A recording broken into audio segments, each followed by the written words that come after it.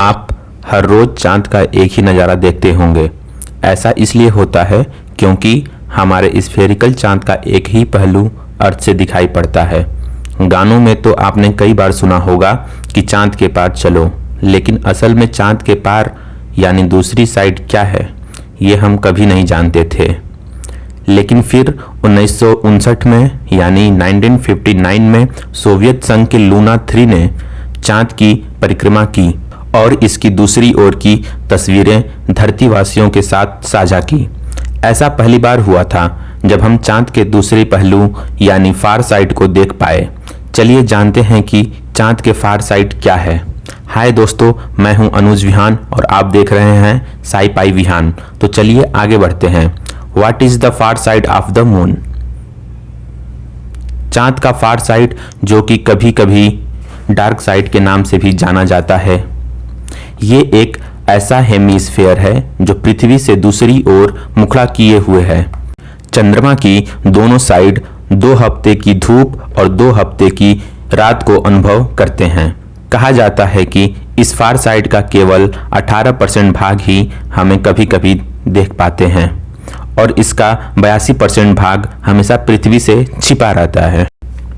इस हिस्से की तस्वीरों को 1960 में सोवियत संघ एकेडमी ऑफ साइंस ने पब्लिश किया, जो लूना द्वारा ली गई। इसके बाद अपोलो 8 में सवार एस्ट्रोनॉट पहले थे जिन्होंने नेकेड आई से पहली बार इस इलाके को देखा। पृथ्वी की ओर चांद का केवल एक ही मुखड़ा देख पाने का कारण टाइडल लॉकिंग फिनोमिना है। दरअसल पृथ्वी और उसका चांद आपस में बंधे हुए हैं और एक दूसरे पर जरूरी ग्रेविटेशनल फोर्स लगाते हैं। ये टाइडल फोर्स दोनों की रोटेशन को धीमा कर देता है। चंद्रमा अपनी एक्सिस पर उसी दर पर घूमता है जिस पर वो पृथ्वी को ऑर्बिट करता है। इस परिस्थिति को ही सिंक्रोनस रोटेशन और टाइडल लॉकिंग के नाम से जाना जाता है। पृथ्वी पर रहने वाले लोग चांद का दूसरा फेस अपनी नेकेड आई से कभी नहीं देख सकते। उसे देखने के लिए उन्हें पृथ्वी की सतह छोड़कर स्पेसक्राफ्ट द्वारा चंद्रमा की दूसरी ओर जाना पड़ेगा। हम चांद के जिस चेहरे को देख पाते हैं उसके बारे में हमारी जानकारी काफ़ी विशाल है। जहां तक कि जो एस्ट्रोनॉट्स चांद की सतह पर लैंड हुए हैं वो भी इसके धरती से दिखने वाले इलाके में उतरे हैं ताकि ये धरती से संपर्क कर जरूरी सूचना वैज्ञानिकों तक साझा कर सके। नासा द्वारा चांद पर भेजे गए सभी मिशन चांद के नियर साइड पर ही उतरी हैं। हालांकि चांद के फार साइड को डार्क साइड भी कहा जाता है और ये भी माना जाता है कि साइड पर पूरी तरह अंधेरा है, लेकिन ये सच नहीं है।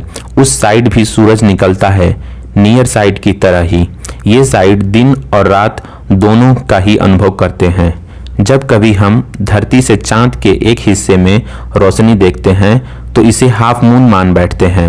दरअसल उस समय चांद की नियर साइड के एक हिस्से पर रोशनी होती है जबकि आधी रोशनी चांद के फार साइड पर पड़ रही होती है, इसलिए हमें चांद आधा दिखाई पड़ता है। मॉडर्न सैटेलाइट और नासा द्वारा भेजे गए कई मून मिशंस के बदौलत ही हमने चांद की सतह को पूरी तरह मैप कर लिया है। जब हम चांद के फार साइड की बात करते हैं तो एक और प्रश्न हमारे सामने आता है कि चांद की नियर साइड फार साइड से इतनी अलग क्यों है। दरअसल चांद के फार साइड में नियर साइड के मुकाबले क्रस्ट काफ़ी मोटा पाया जाता है। ऐसा होने का असल कारण क्या है जो हम नहीं जानते। इसके साथ ही नियर साइड की तुलना में चांद के फार साइड में पोटेशियम और फास्फोरस कम मात्रा में मिलता है। ऐसा होने के पीछे क्या कारण है, ये वैज्ञानिकों के लिए आज भी पहेली बना हुआ है। एक और कारण है जो चांद की फार साइड को नियर साइड से अलग बनाता है, वो है इसकी सतह। चांद के फार साइड की सतह नियर साइड से काफ़ी कठोर है। इसमें कई क्रेटर पाए जाते हैं। चांद की नियर साइड में बनी क्रेटर लावा से भरे हुए हैं, इसीलिए इसकी नियर साइड फ्लैट नजर आती है। हाल ही में भारत अपना चंद्रयान 3 चांद के साउथ पोल पर उतार चुका है। ऐसे में इससे भी वैज्ञानिकों की आशाएं बढ़ती जा रही हैं। इस मिशन को लेकर संपूर्ण भारत उत्साहित है और साउथ पोल से इसके वापस आने का इंतजार कर रहा है। इन यान की प्राथमिक लक्ष्यों में चांद की फॉर्मेशन को समझना है, यानी चांद के डार्क साइड के रहस्य जल्द ही हमारे सामने उजागर होंगे। अब वो दिन दूर नहीं है जब हम चांद के हर कोने को एक्सप्लोर कर चुके होंगे और चांद के पार न जाने के बावजूद भी हम चांद के पार चलो जैसी पंक्तियां गुनगुनाते नजर आएंगे। आज के लिए बस इतना ही। वीडियो अच्छा लगा हो तो प्लीज़ लाइक करें और शेयर करें और साथ ही चैनल को सब्सक्राइब करना न भूलें। धन्यवाद।